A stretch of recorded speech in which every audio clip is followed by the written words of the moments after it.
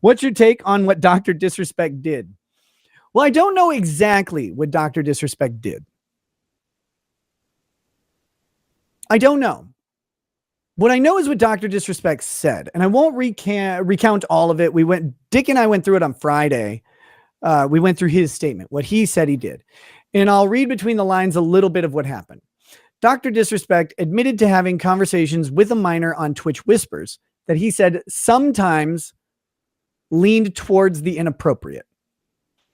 So what we know from that is that Dr. Disrespect had inappropriate conversations with minors, or with at least one minor, on Twitch Whispers. We know that happened. That's what he says. He says that nothing illegal happened, or no illegality or criminality was found. All right.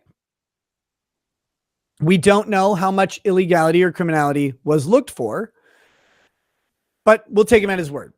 So what he said is he had inappropriate conversations, multiple, according to him, with a minor, at least one minor, on Twitch Whispers, but we don't know of any criminal actions. All right. The other thing we know is that he had a long arbitration process with Twitch, and they did not complete the arbitration process, but what they did was settle. And the settlement involved, according to Doc, Twitch paying out his contract, apparently 7 figures. So somewhere less than 10 million, but more than one.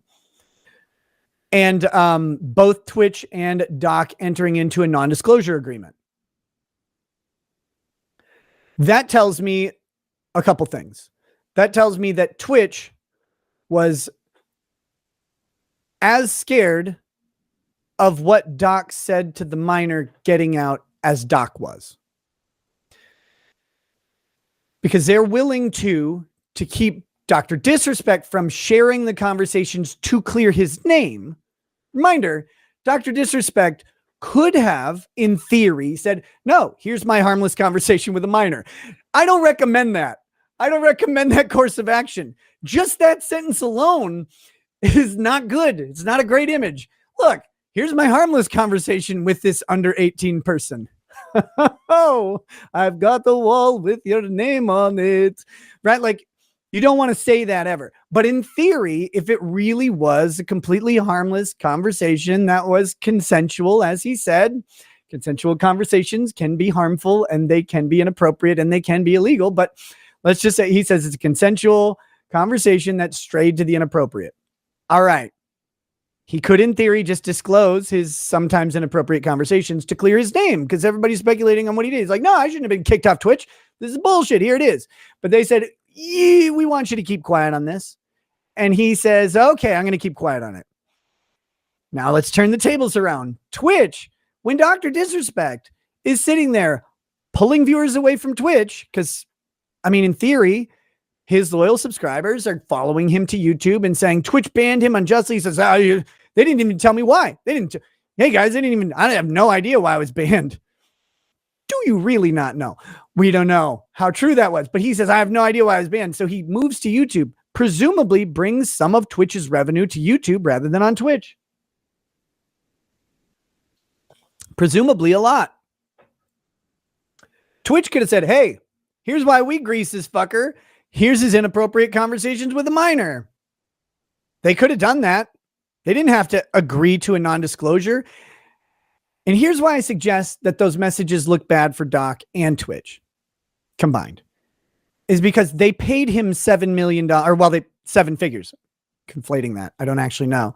They paid him allegedly 7 figures to get him to sign the non-disclosure agreement. So if you do the math in your head, why would Twitch pay Doc to not disclose the conversations or the reason for being banned? Why would Doc agree to the non-disclosure if it was not justified? Now, I don't know, obviously. So I have to surmise what happened based on the available sort of facts and procedure that he has given us a little window into. And I go, why were you Twitch whispering with a fucking minor? You weirdo. What the hell were you doing? And why did those conversations stray toward the inappropriate? Like, why is that a thing that even happened? look, if you have a business discussion to have with a minor as a streamer, first, you should probably be contacting the minor's agent, or you should ensure that any conversations or communications you have with that minor go through appropriate channels to ensure that, for your own goddamn protection, you dummy, that it's not going to be accused to be inappropriate later. You would have a third-party witness act through agents like, hey, my lawyer or agent is going to contact your booking agent so we can set up a collaborative stream, blah, blah, blah. Hey, I want you to promote your thing at my booth at TwitchCon. And it's definite. When I say promote your thing at my booth, I do not mean jerk off in my hotel room. I'm literally sending this to your agent so you can come to my booth, not my hotel room, at TwitchCon and like actually promote your stream or product or whatever because I like your work or because blah, blah, blah. We have some sort of contract. Do it through appropriate channels. Like, why the fuck are you even at risk for this? I'm paranoid talking to a minor at a fucking coffee shop when they're making a coffee. I'm like, I don't want to talk to you. I don't want to answer the trivia question at Caribou. Why would I even know what a Disney movie says? I don't want to know. I don't want to talk to you. Make the fucking drink. Leave me alone. Why is he talking? So that's what I think. Don't fucking talk to minors, Doc. What were you doing? Why?